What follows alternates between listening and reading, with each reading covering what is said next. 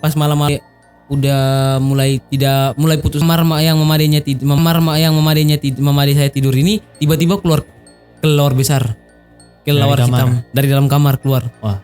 Tete saya langsung tikam pakai tombak. Ditombak. Malam-malam tete saya nggak pas itu memang kaget kelelawarnya udah terbang keluar langsung pegang tombak malam-malam cuma lempar saja. Tapi pas lemparnya tuh bilang sempat sebut dalam nama Yesus. Jadi pas lempar begini kena tombaknya masuk kena di sayapnya. Kena di sayapnya.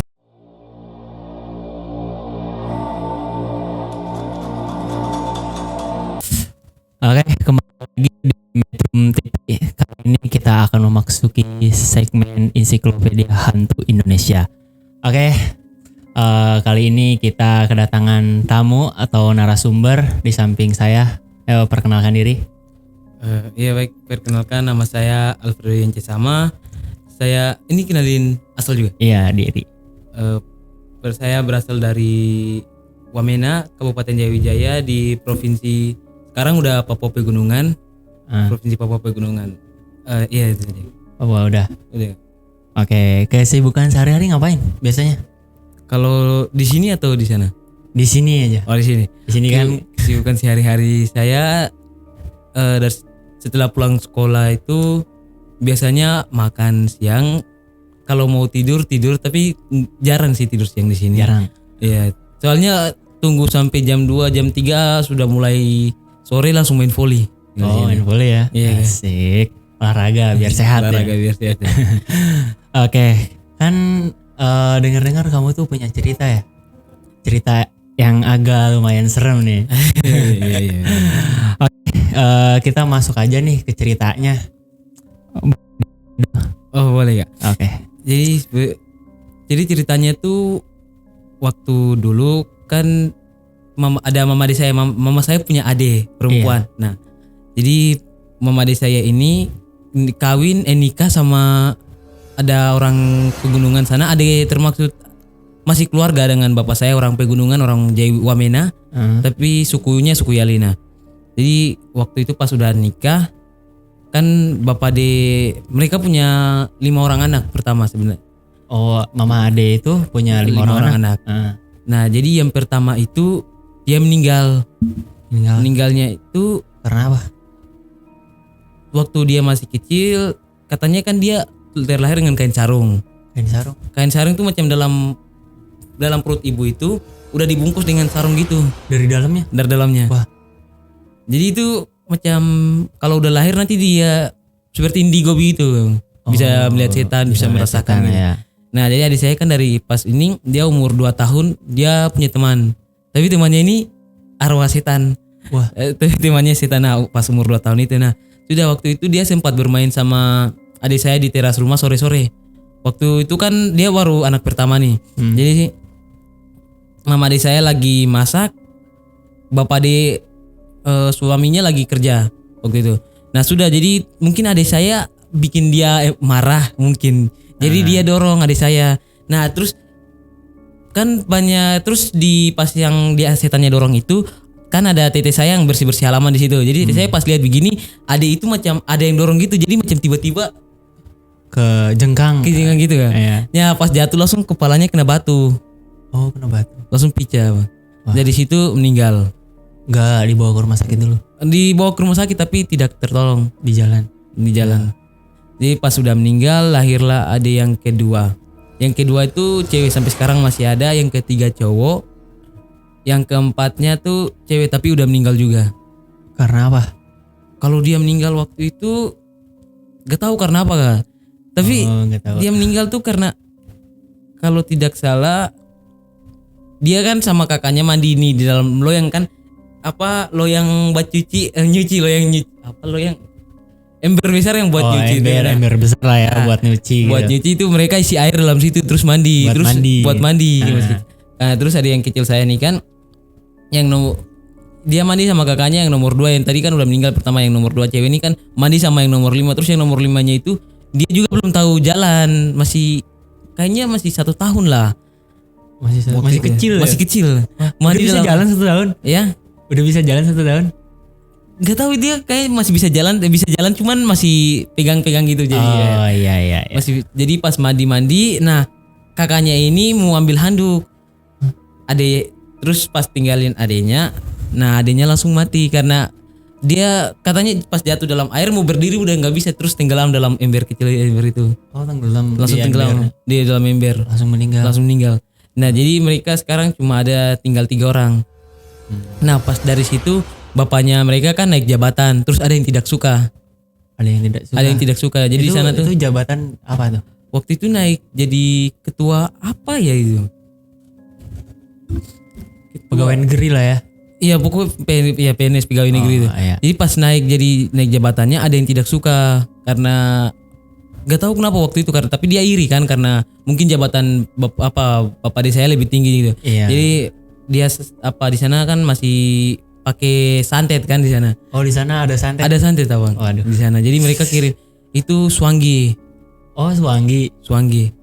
Jadi pas sudah kirim Swanginya ini katanya tuh sudah makan pas pertama kan bapak di saya pas pulang malam-malam mau masuk dalam rumah kontrakan mereka tuh kan jalannya kan pas lorong itu kan gelap. Jadi Swanginya tuh mereka udah taruh di situ siap. Jadi Swangi yang bunuh bapak di saya itu itu mereka apa ya nama Swanginya tuh? Jadi Swanginya itu dia cuma kalau lihat manusianya dia langsung makan organnya, organ dalamnya. Jadi tinggal pulang itu karena udah nggak ada organ dalamnya, tinggal sakit-sakit langsung tunggu mau mati saja. Wah. Jadi sudah pas dari situ abang, pas bapak di saya pertama pas lewat dengar suara kucing nangis, tapi yang nggak biasa saja. Jadi macam mungkin cuma menangis biasa aja. Pas lewat lagi anjing yang menangis. Wah, anjing nangis gimana itu? Jadi macam dia melolong kayak gitu. Oh, jadi mereka biasanya kalau macam dengar gitu, itu mereka bilang anjing sedang menangis. Jadi kalau macam anjing menangis itu macam dia sedang lihat setan gitu, jadi dia menangis. Oh. Jadi bapak di saya pas lihat anjingnya menangis, terus anjingnya menangis sambil ikut dari belakang. Bapak di saya usir dengan batu. Ternyata di atas pohon kan pas di bawah jalan itu kan ada pohon mangga besar di atasnya. Swangi itu ada di atas pohon itu. Swanginya itu Setannya. Setannya udah liatin nih. Udah lihatin bapak Udah mantau dari jauh lah ya. Mantau dari jauh. Jadi pas bapak saya lewat bawah pohon itu sudah langsung organ dalamnya pas dia lewat bawah pohonnya, dia langsung rasa jantungnya sakit, dadanya tiba-tiba sakit. Oh. Nah pas rasa itu sudah nggak ada tuh organ dalamnya. Wah, gila. Pas pulang bangun paginya langsung panas, Demam langsung. Pas demam itu langsung lewat 2 minggunya udah tambah parah kan, jadi dibawa ke rumah sakit. Jadi sudah pas dibawa ke rumah sakit langsung mama adik saya telepon ke mama saya. Kita kan mereka di Jayapura, kita di Wamena. Nah dari situ langsung pas lagi ujian kenaikan kelas. Iya. Nah kita semua langsung ke Jayapura dari Wamena. Oh, sekeluarga. Sekeluarga langsung. Jadi pas duduk bicara sama Pak Ade langsung kan ada orang pintar kan. Jadi kita sebenarnya tidak yakin, tapi mama adik saya yang pesan orang karena di sana juga mama tua itu kan dia orang dari Fak-Fak. Terus dia itu agama Islam sebenarnya, tapi udah pindah Kristen karena dikasih, dia langsung waktu itu tidur, dia bersaksi kan waktu itu. Dia tidur langsung melihat Tuhan gitu. Wah. Jadi dia dari situ dapat karunia begitu, bisa melihat setan, bisa menyembuhkan ini segala macam penyakit, bisa itu dia. Dapat karunia dari Tuhan. Dapat karunia dari Tuhan langsung. Jadi panggil mama tua saya datang, pas berdoa lihat dalam ininya. Dalam doa itu langsung lihat Swangi yang makan ini. Oh, jadi dia langsung lihat Swanginya. Langsung lihat Swanginya. Wah. Langsung lihat kejadian malam itu langsung dalam ini. Pas dia berdoa langsung kan macam berpikir macam gimana ya itu? Mikir apa? Macam mikir langsung lihat begitu ilustrasi macam kejadiannya itu seperti ini. Jadi pas bapaknya lewat bawah ini langsung jantungnya dimakan gitu. Oh, jadi dia bisa ngelihat apa yang terjadi masa lalu. Ya. Oh iya. Jadi pas sudah lihat ini langsung bapak dia langsung pas dengar mama tua bilangnya kayak gitu, nah langsung dia ingat kejadian waktu itu. Nah bapak dia bilang pas waktu itu ada anjing yang ikut malam-malam, anjingnya sambil menangis dari belakang saya. Tapi pas ambil batu usir anjingnya, pas lewat bawah pohon mangga, tiba-tiba langsung rasa jantungnya sakit dari situ. Iya. Nah sakit dari situ langsung mama tua bilang, nah pas aku lewat bawah pohon mangga itu Swanginya ada di atas. Gila. Tungguin. Wah, ini lewat mati nih. Terus dari situ mau berdoa tapi udah nggak ada harapan lagi karena sudah, kalau memang masih lewat 3 hari kan batasnya kalau macam mau ditolong tuh, kalau Swangi yang model gitu kan 3 hari, kalau macam 3 hari lewat 3 hari itu tidak macam panggil orang pintar seperti mama tua begini baru berdoa biar kasih kembali barangnya pasti bisa selamat. Tapi kalau macam sudah lewat 3 hari berarti tidak bisa tertolong lagi. Oh, jadi kalau masih ada jeda deket, jadi dia masih bisa tertolong. Masih bisa ya. tertolong. Iya. Jadi sudah pas dari situ udah lewat 2 minggu, lewat pas mama tuanya ini kita semua berdoa rame-rame langsung mama tua bilang ini sudah tidak bisa tertolong lagi. Jadi kita cuma harus berdoa minta pengampunan ke Tuhan, terus berdoa juga sama Bapak Ade nih supaya dia punya dosa-dosanya Tuhan mau ini dihapus baru supaya bisa ini tahu pergi dengan tenang gitu. Jadi pas lewat 2 harinya langsung putus napas. Wah. Nah pas udah putus napas, kita pas udah kubur Bapak Ade-nya, liangnya kan di semen kan di atasnya. Terus Iya. pas di semen, besok paginya mau datang ke situ waktu itu mau beres-beres barang-barang yang mau ambil pacul skop yang kemarin pakai ini kan. Yang buat gali ngegali kuburan lah ya. Nah, di pas ke situ ambil, orang-orang yang pas mau jalan ambil kan ada pemuda-pemuda dari gereja kan yang bantu juga buat ini. Jadi mereka pas mau jalan ambil, mereka lihat tuh kuburannya tuh bekas bagian kepala Bapak Ade saya tuh bekas ujungnya tuh macam digali gitu. Tapi kukunya kuku anjing, tangan anjing yang gali. Oh, ada bekas tangan Bekas anjing. gali di bagian ujung kepalanya. Jadi mereka bilang oh ini betul sudah ini Suanggi. Karena Suanggi itu kalau dia bunuh kan dia pasti balik ambil barangnya lagi. Oh. Kalau macam dia bunuh gitu pasti ada barangnya yang tertinggal macam apa gitu pokoknya. Oh, Ada dalam tubuh. Jadi dia tuh ninggalin Sesuatu gitu. Sesuatu di dalam tubuhnya. Oh, jadi dia bisa kalau itu diambil. Kalau udah mati diambil nih. Diambil ya. Kalau nggak diambil, Kalau nggak diambil nanti itu nanti pengguna yang Suanggi itu kalau nggak diambil nanti Suangginya tuh macam susah dikontrol gitu nanti. jadi berkeliaran. Iya lah ya. berkeliaran gitu. Ganas jadi ganas. Nggak jadi ya. ganas bisanya. Jadi sudah langsung tuannya itu mungkin dia suruh Suangginya balik ambil lagi. Nah jadi pas Suangginya udah ambil barangnya langsung kakak-kakak yang ambil pacul ini mereka datang bawa ini langsung mereka lihat jadi video langsung difoto apa segala macam baru kasih tunjuk kita langsung. Wah. Jadi dari situ siangnya datang dengan mama tua kita berdoa baik-baik berdoa lagi sekali lagi jaga langsung kuburannya itu disemen ulang. Oh, diratain lagi ya. Ya, soalnya kan bekas itu cakarannya. Cakarannya tuh. Itu dalam gak sih? Ya, Dalam. itu langsung lumayan dalam juga anjingnya gali tuh. Tapi kan dia Nggak sampai di bawah sekali tapi agak dalam juga itu digalinya. Jadi pas sudah dari situ langsung mama saya ajak mama ade saya sama 3 orang anaknya itu 3 anaknya itu langsung ikut kita balik ke Wamena aja daripada tinggal di Jayapura. Mungkin nanti terjadi sesuatu maksudnya yang lebih buruk lagi kan. Jadi ajak kembali nih ke Wamena, kita semua sama-sama di Wamena. Pas malam pertama tiba, ini agak janggal juga. Jadi malam-malam itu mama saya pas mau tidur rasa macam ada yang aneh gitu. Anehnya tuh aneh gimana tuh? Macam pas malam mau tidur tidak seperti biasanya gitu. Macam biasanya kalau mau tidur malam kan agak nyaman dikit kan. Jadi macam merasa ada yang janggal gitu. Biasanya. Nah, jam mama saya nggak tidur. Jadi pas malam itu cuma duduk aja baca Alkitab. Bapak saya kan tinggal di Jayapura, masih di Jayapura dulu karena ada pekerjaan yang mau dikasih dulu kan. Jadi masih tinggal di Jayapura. Jadi kita yang duluan ke Wamena. Pas malam berdoa baca Alkitab sampai jam 12 setengah 1 lah. Kita semua sudah tidur nih. Nah, malam-malam itu tiba-tiba ada bunyi apa? Jadi ada yang macam lempar tanah. Ke rumah. Ke rumah, ke atas yang rumah. Jadi lempar tanah pertama. Mama saya pas dengar begini, ini bunyi macam pasir gitu. Jadi tanahnya kan nggak tahu pokoknya kayak pasir gitu. Kayak pasir. Nah, langsung kena diseng gitu. Oh. Jadi pas mama saya keluar, kasih menyala lampu dapur, pas mau lihat-lihat keluar ke depan lagi, lihat-lihat lewat jendela, nggak ada. Pas balik kan kamar di rumah kita di Wamena kan ada 3. Jadi yang satunya di ruang tamu tuh mama ade saya yang pakai, yang dengan anak-anaknya, terus yang 2-nya itu kita. Nah, yang satunya tuh kita anak-anak, terus yang satunya tuh kamarnya bapak sama mama saya. Jadi pas mau balik ke kamar, jadi kan rumah saya kan ruang tamunya kan cuma lurus gini. Jadi kamar pertama, kamar kedua kita, kamar ketiga mama kita. Jadi pas jalannya cuma 1 lorong aja. Jadi pas dari situ mau masuk ke kamar, pas lihat kembali ke arah kamar depan itu, tiba-tiba ada yang tutup pintu pelan-pelan. Tutup pintu. Jadi tutup pintu kamar. Wah.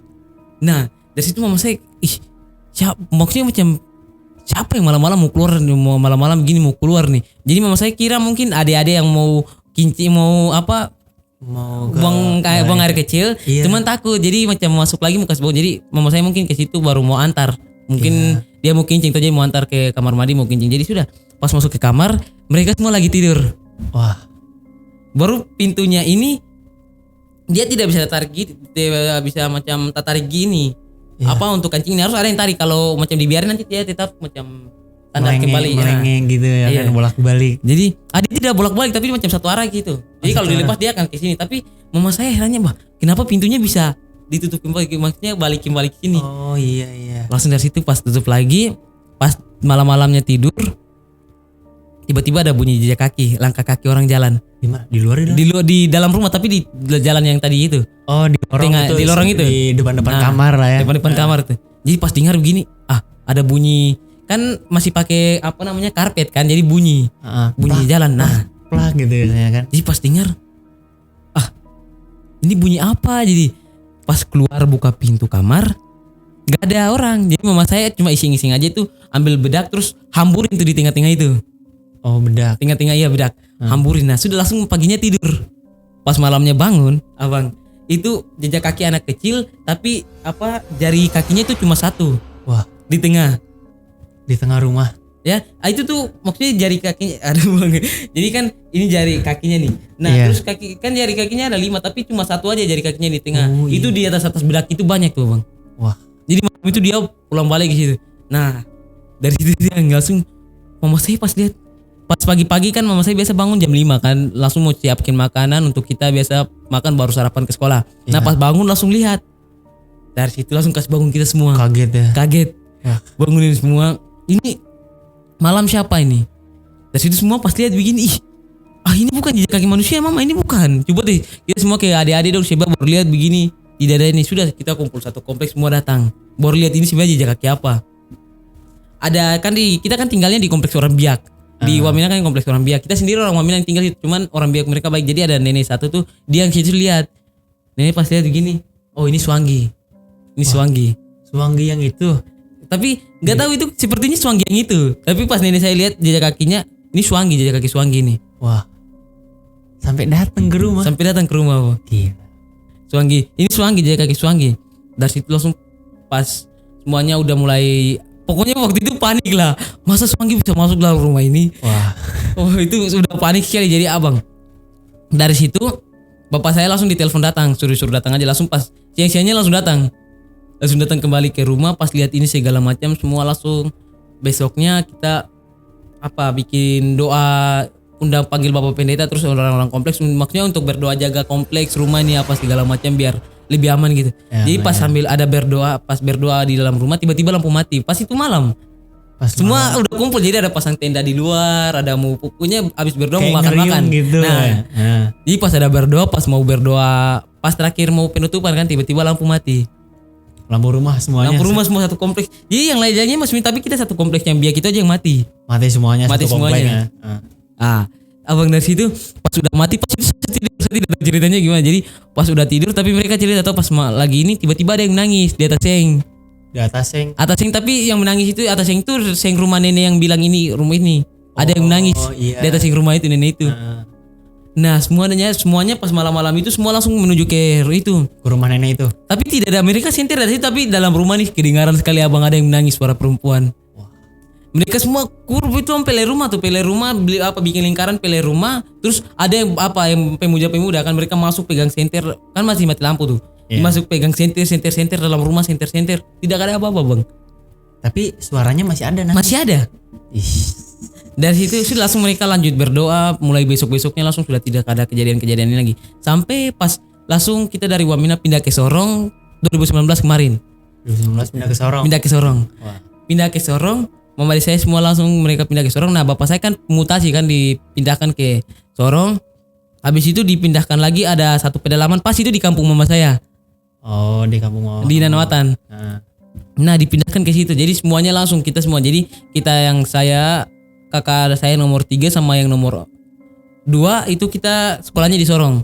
Tapi terus yang lainnya mereka semua ikut langsung ke kampung karena ada SD kan di kampung, yang masih SD itu semua langsung ke kampung anak ikut ini, mama. Nah, pas udah tinggal di sana, mama saya dibikin lagi. Tapi bukan dibikin pakai Swangi yang ini, tapi ada Swangi lain lagi yang dalam kampung. Ya mereka bilang baru masuk terus mereka mau tes ilmu aja, tapi mereka orang yang mereka targetkan ini saya punya Mama Ade nih. Jadi Mama Ade pas pertama kali kena tuh rasa tulang belakangnya ini macam ada yang tinggi, malam-malam tidur tuh ada yang tinggal injak terus. Tapi macam anak kecil yang tinggal injak terus. Jadi macam rasa tinggal sambil tidur kayak rasa berat. Berat sekali. Berat gitu.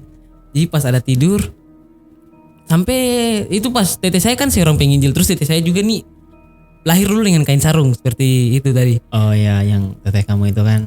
Iya bang. Jadi pas mama dari saya pas udah mulai kena ini kan abang, mereka bilang nggak tahu itu sebenarnya apa. Jadi kan di sana tuh ada berbagai, ada suanggi, terus ada yang bikin juga dari macam santet pakai asma buaya, ada yang pakai api, ada yang kalau yang pakai api itu mereka tuh cuma lihat bikin nanti macam ucapkan mantranya kayak api, terus apinya tuh nanti berbentuk seperti manusia.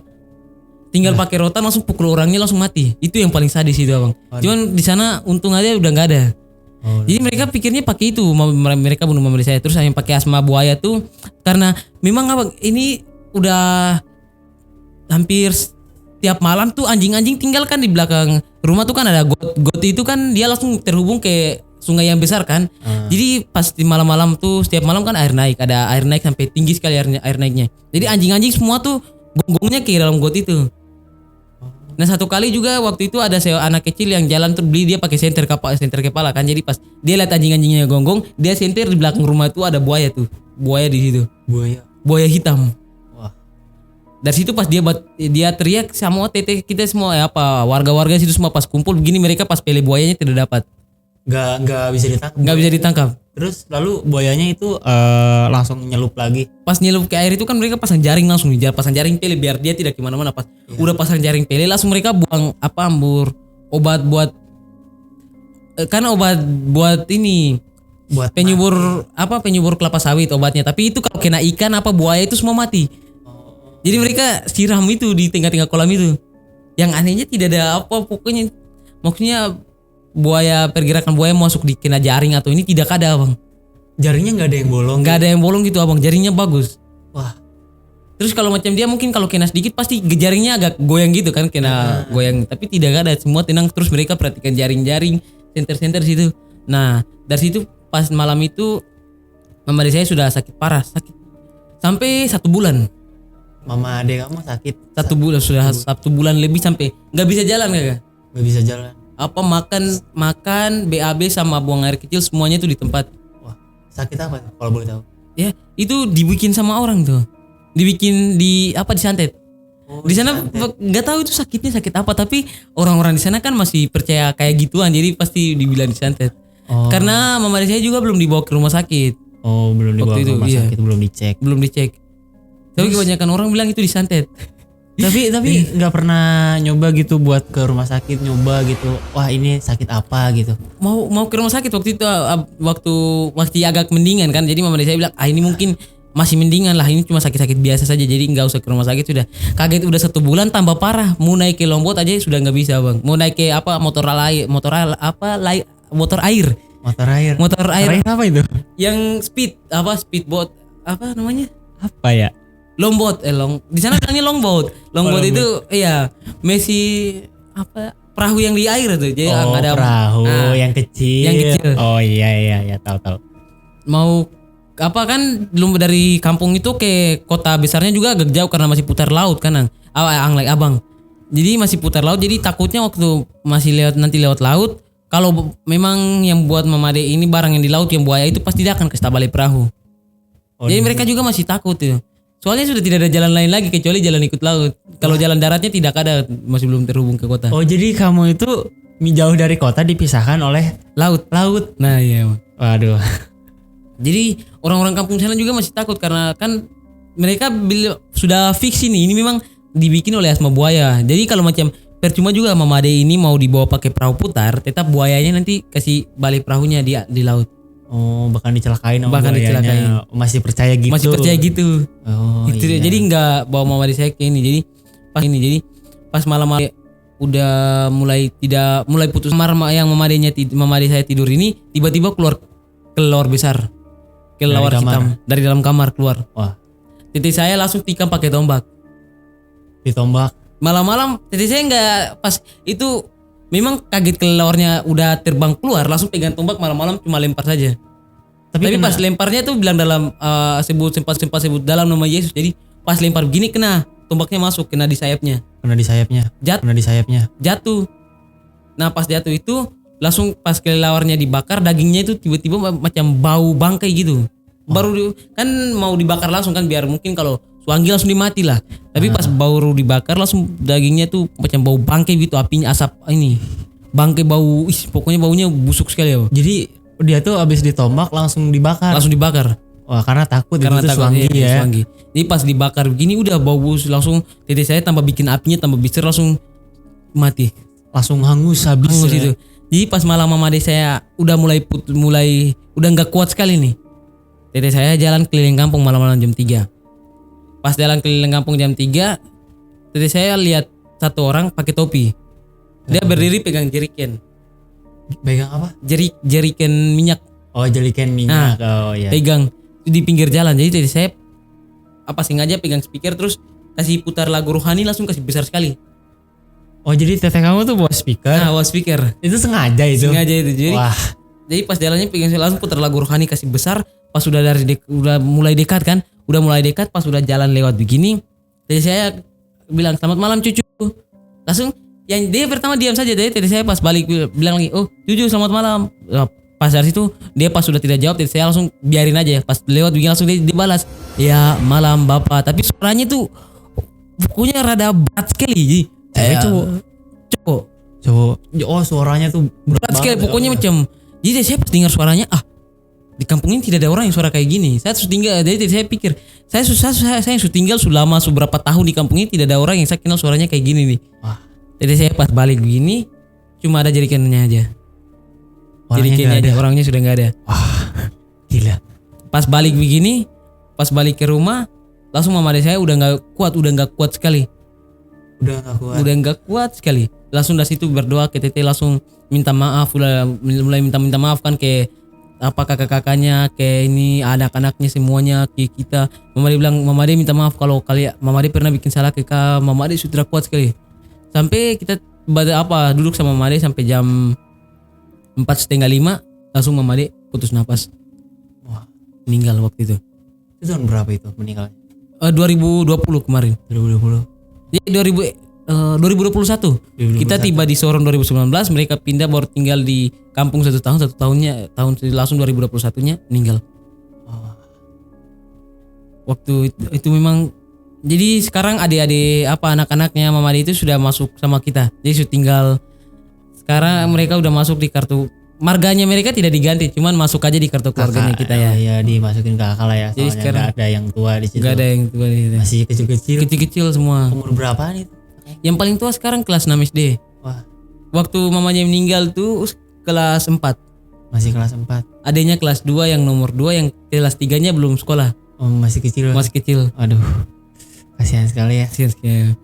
Jadi pas waktu itu meninggal langsung mama saya langsung urus mereka semua masuk di kita. Dan juga lah situ waktu mama saya meninggal itu langsung pas kampung itu karena pas titik saya lihat waktu setan yang itu kan dia pegang jeriken. Jadi saya langsung ini karena ada maksudnya ada kaitannya juga maksudnya dengan kan ada di sana tuh ada satu minuman yang namanya itu bobo. Bobo itu minuman keras. Itu buatan sendiri. Buatan sendiri. Iya, bobo. Jadi itu alami juga. Jadi dia itu bobo itu dari di sana ada namanya pohon nipa. Itu buahnya jadi nanti kan ada buahnya keluar nih. Jadi dia seperti kelapa juga tapi buahnya tidak seperti kelapa. Jadi yang bulat-bulat kecil. Itu ya. Tahu, jadi tahu, pas tahu. dipotong ujungnya nanti dia keluar cairan. Tahu. Jadi seperti itu Bang. Jadi waktu itu kan sempat sebelum mama saya meninggal kan ada satu orang yang meninggal duluan. Itu om itu dia meninggal tuh karena minum itu terlalu banyak, mabuk, akhirnya jatuh kepalanya kena akar pohon mangga. Meninggal. Iya. Pas udah meninggal bapak saya langsung izinkan kalau mau minum minuman ini tapi tidak boleh di kampung, minumnya dalam hutan. Sudah sadar dulu baru bisa balik ke kampung. Okay. Langsung di sana dibilangnya itu disasi di segel macam di segel gitulah. Jadi nggak boleh minum karena langsung bicaranya kan di bawah mimbar yang di gereja, jadi macam udah ini sekali lah, jadi larangan keras sekali untuk minum dalam kampung. Tapi waktu itu ada beberapa orang juga yang masih minum terus setannya itu katanya dia timbul dari itu. Dari apa? Larangan yang bapak saya ini. Jadi pas sudah dilarang setannya juga ada. Jadi dia yang menghasut orang-orang untuk minum. Jadi pas waktu itu kan setannya itu tidak. Jadi gini. Wow, jadi setannya itu dia itu yang arwah yang om yang. Jadi setannya itu timbulnya itu dari arwah yang om yang tadi meninggal itu. Jadi waktu bapak saya apa orang omnya itu meninggal, pas bawa ke rumah sakit, bapak ya ke rumah sakit ke kuburan mau dikubur, bapak saya pegang minuman yang malam dia minum itu. Terus waktu dia mati juga dia pegang itu jerigen yang ada isi minumannya waktu dia mati. Oh. Pegang jerigennya langsung bilang, sekarang kau bawa minuman ini sama-sama kau pergi selamanya. Oh, berarti yang dilihat itu Om yang orang itu yang orang itu meninggal karena dia terlalu banyak minum. dia itu. terlalu banyak minum. Jadi itu yang sampai sekarang masih tanda tanya, Bang. Wah, Sebenarnya mama saya ini meninggal karena apa? iya iya. Tapi kalau macam dibawa ke dokter waktu itu pasti tahu penyakit apa yang di ini kan. Dari maksudnya yang ada bersarang dalam tubuh mama saya sampai bisa meninggal kayak gitu. Kalau memang waktu itu ke rumah sakit. Tapi kalau sampai sekarang kayak sampai waktu itu kan belum sempat ke rumah sakit. Jadi orang-orang masih percaya itu setan yang. Nah, iya, tapi puji Tuhan sekarang udah mulai aman-aman, kampung juga sudah mulai aman. baik lah ya. Adik-adik aman. semua sekarang tinggal dengan mama bapak saya di sana sudah mulai Tentram lah ya. tentram, aman di sana. Oke, sip. Oke, mungkin itu aja lah ya ceritanya ya. Iya. Banyak sekali pelajaran yang kita ambil. Wah, keren banget sih ceritanya. Oke, minta ya, itu aja mungkin dari kita. Sekian, terima kasih. Bye.